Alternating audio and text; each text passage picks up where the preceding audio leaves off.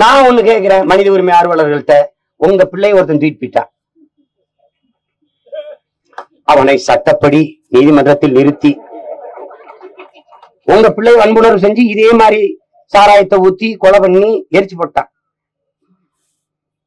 மனித உரிமை மீறாமல் சட்டத்தின் முன்பு நிறுத்தி நீதிமன்றம் என்ன தண்டனை கொடுக்குதோ அதை பெற்றுக் கொடுங்க, சுட்டுக்கிட்டு விட்டுறாதீங்க. அப்படி சொல்ல யாராவது இருந்தீங்கன்னா சொல்லுங்க, கடைபிடிப்போம்.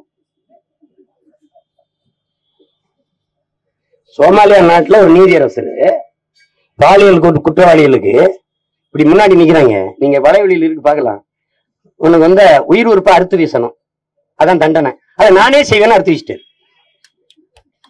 நினைக்க பயப்படுவாங்க ராஜா. கனவுல கூட நினைக்க மாட்டான், இப்படியே போவான். பொம்பளை பிள்ளைகளை தலை முடிஞ்சு நடக்கணும்ன்றல அதே மாதிரியே இப்படியே போவான். நீ பாரு போராட இல்லையா போவான்.